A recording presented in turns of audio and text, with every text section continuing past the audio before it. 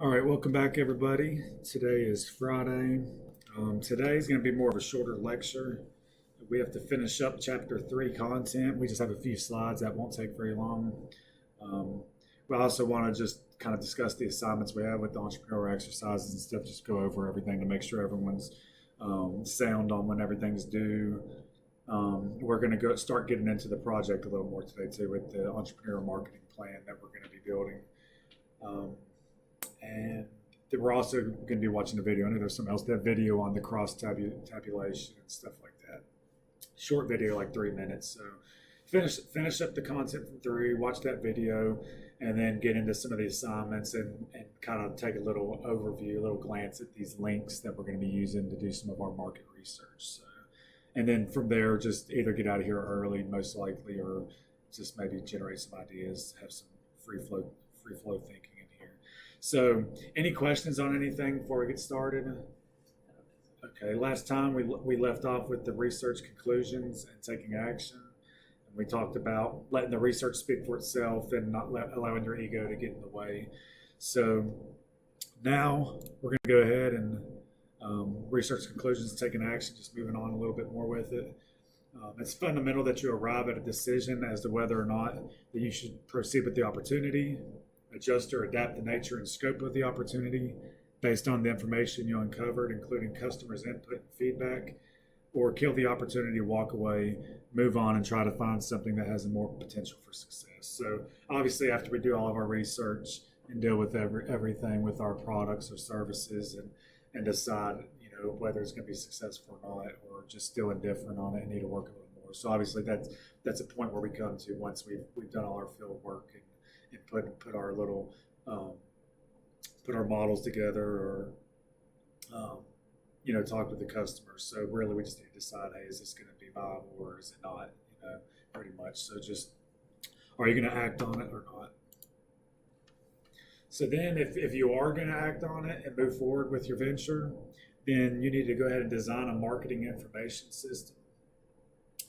This involves people, computers, and communication systems designed to satisfy your business's needs for information. So obviously, it's going to be keeping you close to the market, your customers and competitors. Allows you to engage in data mining. That's the extraction of information from the database that's used to determine the best strategies for growth and sustainability. So obviously, the designing a marketing information system is very, very key and vital once you get your business going, because it allows you to stay connected with your customers and what's going on within the economy and stuff of that sort. So it's important in really setting up a good system. Obviously, like it says here, that it's different functions or different elements that are included within it. Like it says, it's people, computer systems, communication systems and stuff. So you obviously need to find people that are going to be knowledgeable within the industry, know how to actually use these systems, whatever systems you put in place. And like I said, just obviously you want to have a system that allows you to do data mining, because once again, if you have that information, if you can't extract it and actually put it to use, then what good is that information, like we said before? And an example of data mining, it allowed supermarkets to uncover the pattern that men, like usually late at night, if they go there and buy diapers, they found that they were also buying a 6-pack of beer. So what they did was put a little end show unit of diapers right next to the beer aisle. So obviously, if the guys come in there at night, buy the diapers, then the beer's right there. And sort of they just redesigned Kroger in Princeton.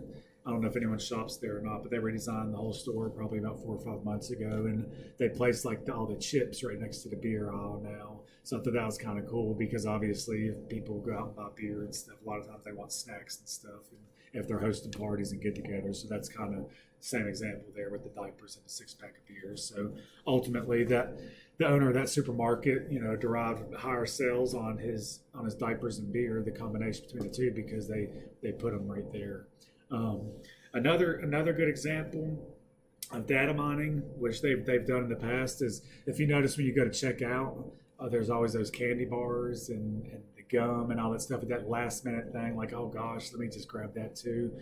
They've found that there's a lot of people that just have these impulse buys, so they've already went through and bought everything that they wanted within the store. But they've learned that as people are standing there waiting to check out, a lot of times they'll have an impulse to just buy something at the last minute. And obviously, a lot of times it's a snack or a drink or stuff of that sort. So they've done the research there and found that they actually position that product right there at the end, just little small cheap items that people are more apt to actually buy than they are just walking down the normal aisle. So data mining allows you to just set up processes in place like that, or the right product placement and stuff of that sort. Any questions on the data mining or reaching your conclusion on a product or a service or anything like that? Good. Okay, well that wraps up chapter 3's content. So let's go ahead and get out of here and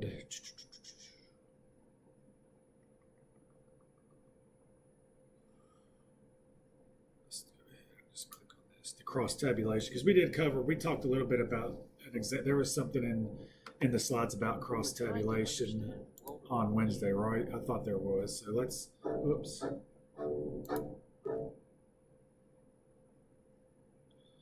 So here's going to be the video on the cross tabulation. When we're trying to understand the world around us, we often rely on data. At a basic level, data allows us to look at descriptive statistics about variables. We could look at a variable like this poll question. Do you approve or disapprove of the way Barack Obama is handling his job as president? A simple statistic might look at percent who said approve. That single number is what we call approval rating. Now, politicians care about that number because it allows them to assess change over time. However, someone might also care how approval varies by group. For instance, they might want to compare men's level of approval to that of women. This is where cross-tabulations come in handy. Cross-tabulations, crosstabs for short, are also known as contingency tables. Crosstabs rely on categorical data. Crosstabs show how one variable differs based on another variable. And for that, my friends, we're lucky. Suppose we have a survey of 200 people. 100 people are men and 100 people are women. We want to know how genders differ by how they perceive the president. A crosstab would provide a summary of the distributions of both variables. From this table, we can concentrate on 4 new numbers: the number of women who approve of the president, the number of women who disapprove of the president, the number of men who approve, and the number of men who disapprove. From these raw frequencies, we can calculate further valuable information. Let's focus on one additional step: within row relative frequencies, or row frequencies for short. We calculate row frequencies by dividing the number in a cell by the total for that cell's row. For instance, if 30 men approved out of 100 men total, that cell's row frequency would be 30%. Now we have a valuable number to put into a sentence. 30% of men approve of the way Barack Obama is handling his job as president. The same can be done for every cell within the table. Other valuable statistics derived from crosstabs include within-column relative frequencies, expected frequencies, and Pearson's chi-squared test. Now, the world is a complicated place. Fortunately, science helps us understand it. And now you understand one of scientists' very simple, yet very powerful tools: crosstabs.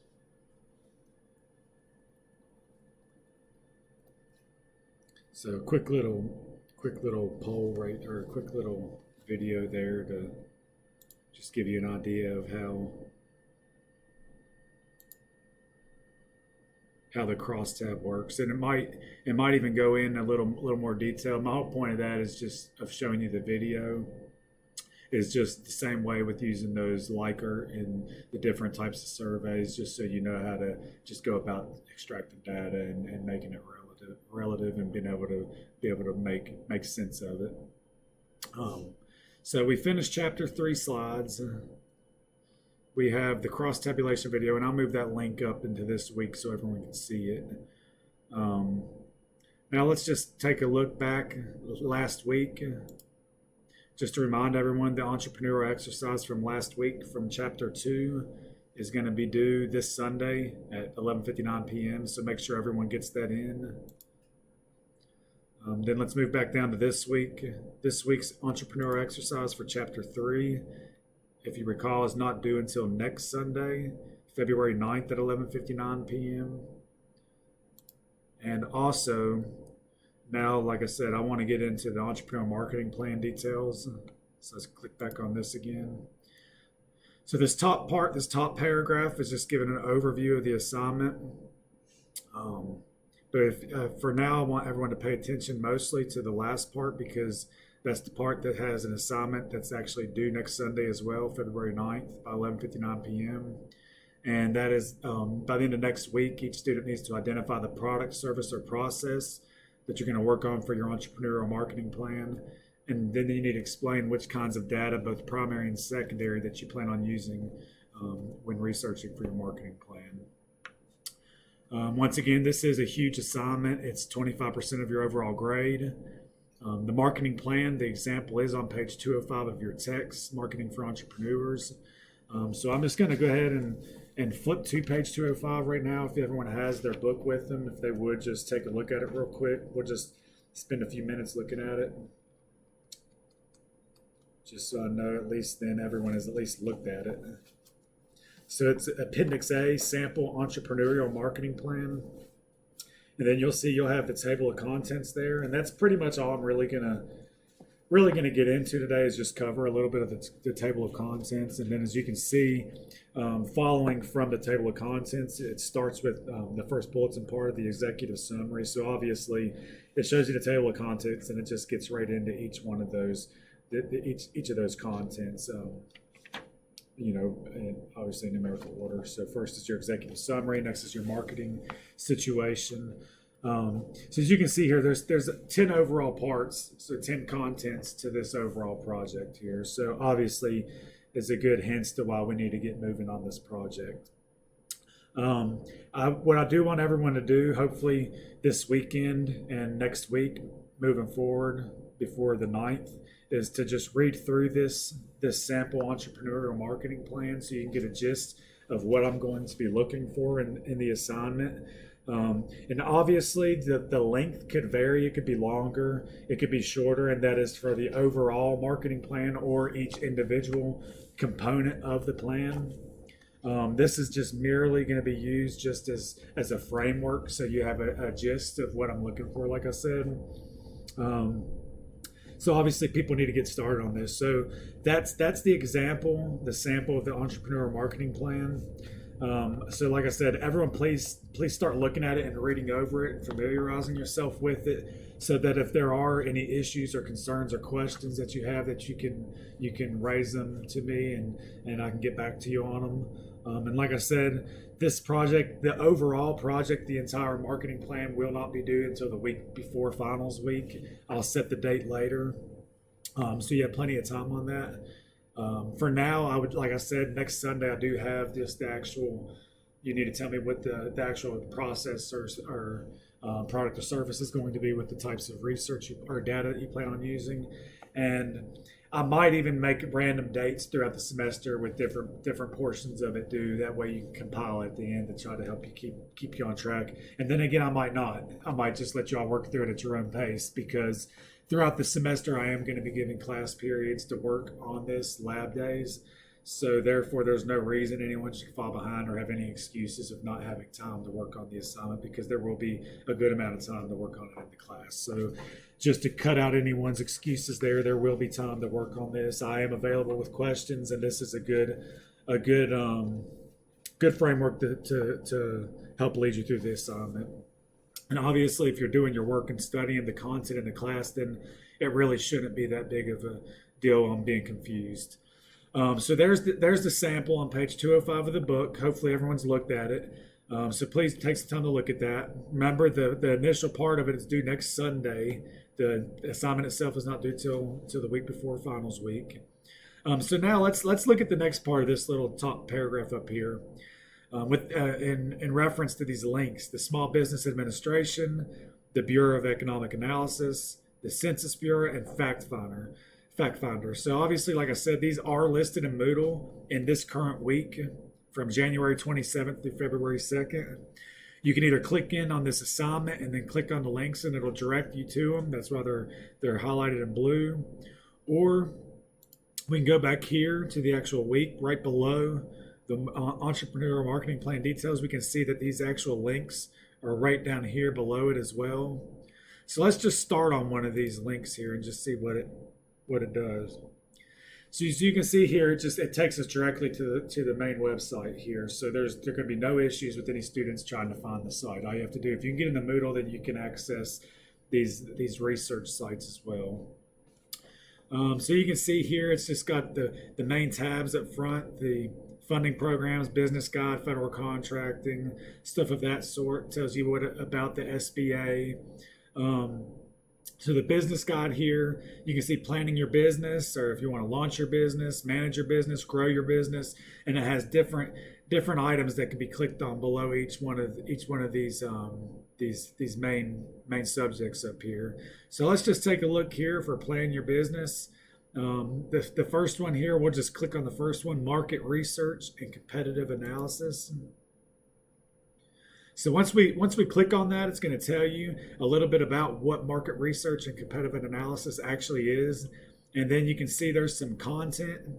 Here we can click on with these links, use market research to find customers, use competitive analysis to find a market advantage, free smallest business data and trends. And it gives you a little bit more about what you can use market research to find out about your customers. So answer questions that they have. You can see demands, market size, economic indicators. So there's a lot of good stuff on this site, and it actually breaks down if you're unsure of what you're actually looking up, or like I said, what actually market research and competitive analysis will actually do for your business or for yourself as an entrepreneur. Then it actually tells you. So let's just click on one of these content things here and see. So use market research to find customers. It's going to take you here. Here we can click on list of market research. So general business statistics, consumer statistics, demographics. So anything you want to see, and you have your different types of agencies here that we can click on. So let's just click on one here, just the first one, general business statistics. We can see here we can look up pretty much anything we want to look up. We can change the relative years and find whatever it is really we want to find. We can find the history, development partners. So really, just it's anything you need really on here in terms of small business. Let's go back to the actual business guide. Write your own business, calculate your startup costs, fund your own business. So pretty much, I just want everyone to get in here and start playing around with it and navigating it this week, because obviously that's going to help you see what type of data you want to use. You should have a general idea of what type of data. Obviously, you should use a little bit of both, primary and secondary. Obviously, this is going to be secondary data because it's already available to you. So this is where you're going to find most of your secondary data. This isn't all sites that could be used, but to me, it's enough. If you don't want to go searching for anything else, you can stay on these 4 sites. So like I said, really just get in here and become familiar with these websites so you know how to search for stuff that you're looking for. We'll go on and look at the other ones as well while we're in here. Next is the Bureau of Economic Analysis, and some of them will take you directly to it, as you can see, and others will actually take you to one more page within Moodle, and then you just click on the link right here, and then it'll direct you right to the relative page. So same thing here with the Bureau of Economic Analysis. You can go through here and find out what the GDP is, data. Let's just go by topic. Consumer spending. The nation's primary measure of consumer spending or personal consumption expenditures. Why would we be familiar, or why would we be concerned with wanting to get into consumer spending, for instance? Why would be that of any relevance to the entrepreneur? Just to get an idea about how big the market is and how much is being spent by your potential customers. Right, and where the money's being spent, what type of products are being spent on, stuff of that sort. So you can even break it down to consumer spending by state. It's got some really good stuff on these websites. Personal consumption expenditures, price index, excluding food and energy. Um, so really, it measures inflation and the prices, everything. So price and inflation, investment in fixed assets, employment, government. So I mean, you can find data pretty much on anything you're looking for here. And like I said, really, if you just get into looking at the different tabs, just like any website, you know how it is. More time you spend on it, the more familiar and comfortable you get on. And obviously, at first, it's going to be a little foreign to everybody. But as you get in there and play around on it, it's not that bad. It's pretty user friendly, as we can see.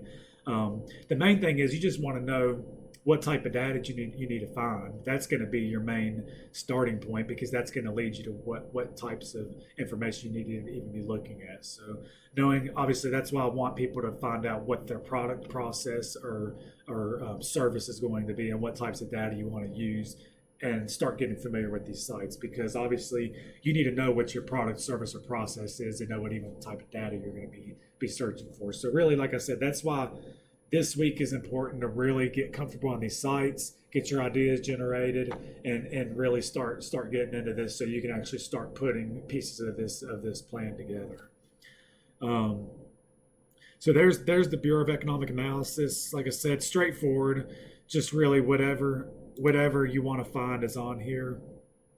Different tools, country facts.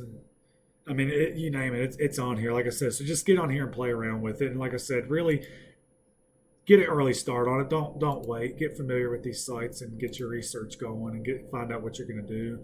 I think that this can be a fun assignment if people really just take it seriously and look into it, because it's interesting looking at statistics, because you can actually learn a lot, about your own area or different areas, and really what people are interested in. So it's a lot of really cool stuff here. United States Census Bureau. Once again, just get on here, familiarize yourself with it. Browse by topic. Let's just look at business and economy. Let's just look at business and owner characteristics.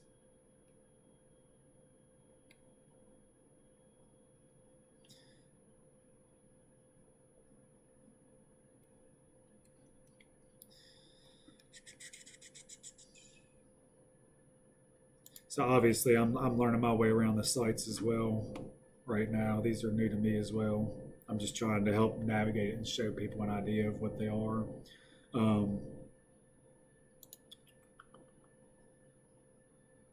Actually, let's go here. Let's explore data. Explore data main.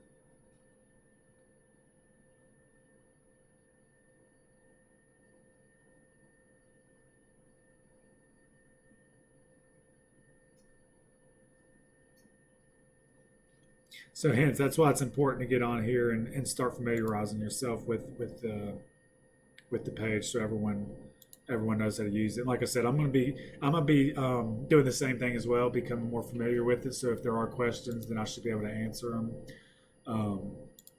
But for the most part, I do think that they are straightforward. That one was a little more different, but I didn't spend much time on it. Fact Finder here. This one's pretty cool. Let's see here. So right here, we can just see there's a search bar here. And it says find popular facts, population, income, etc., and frequently requested data about your community. And you can either enter in the state, the county, the city, or zip code. So let's just type in Bluefield. Zip code 24701, go. So let's see here. So the census for, let's see, let's go to 2018. So you can change population by years. You can see I just did that. Data are not available. So there we have to go back to 2010 then. So as of 2010, the census for 24701 for the Bluefield area,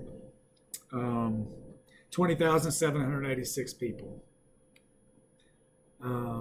So then you can see here it breaks it down by general population and housing characteristics. So you can see the age, sex, race, households, race and Hispanic or Latino origin. Let's just click on here. So of the 20,787 people within the zip code of 24701, you can see here's the total population by age categories, and it tells the number and the percentage overall. The median age is 42.8. Different groupings.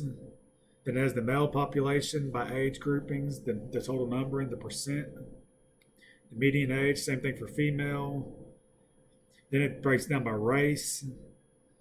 So there is obviously total population 20,786.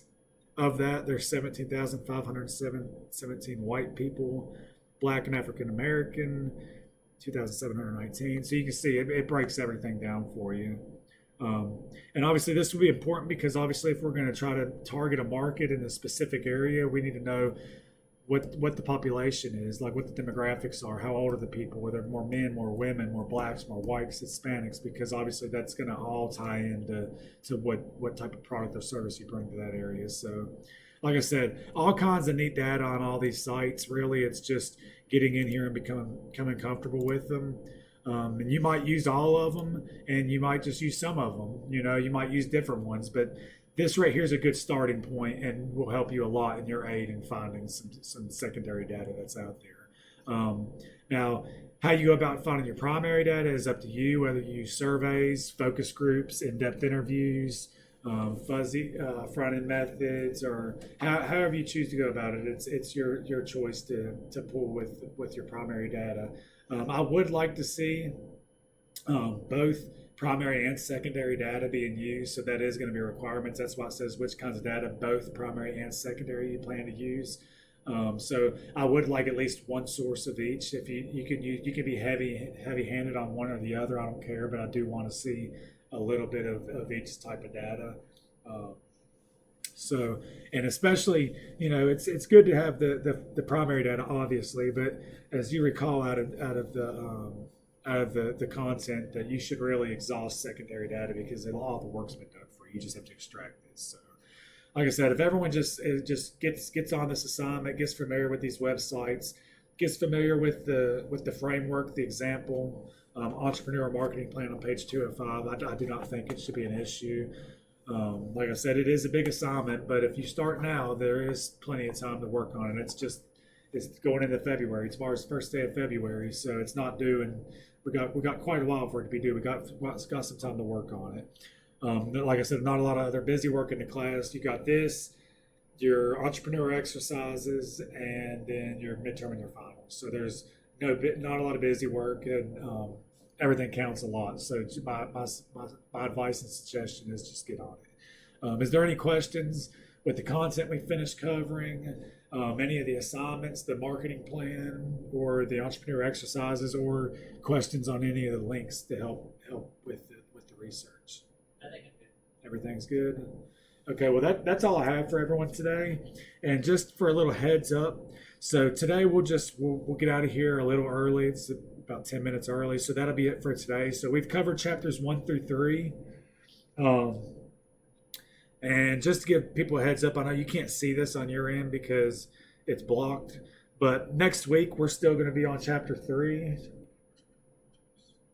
because the midterm is only going to be on the first 6 chapters, and we've already covered half the content that's going to be on the first midterm. So we're in a really good place here. So next week we're going to be continuing on with chapter 3. Obviously, we've already covered the content, so we're going to spend some time working on getting our ideas together and navigating these sites a little more and really getting into this project to try to give people a chance to get a jump start on it. So therefore, if people who are signed up as the hybrid version of the class, if you want to come in some days next week and get this project rolling, that's great. If not, you want to do it at your house, that's fine. Just know that we will be here, and we're going to use a couple of days next week to do the lab days to work on this. And depending, once I get into some prep in chapter 4, depending on the type of content in there, we might go ahead and introduce chapter 4 like on next Friday or one day next week or something to try to stay on a good pace so we don't have to get crammed with the content. So for now, like I said, that's in the class. We're through chapter 3, and next week my thoughts are to kind of get the project rolling. So hopefully that'll give everyone some time to get a good jump start on it and get the part of the assignment that's due next week on February 9th. Get you a good chance to get a good jump start on that, so you're not slammed outside the class. So I hope that'll help everyone. As always, I'm always here for any questions or concerns in my office hours, or shoot me an email. And once again, please get started on this assignment, as it is 25% of your grade and it is a big assignment. That's it for today. Thank you, everyone. I hope everyone has a good weekend, and I will see everyone on Monday.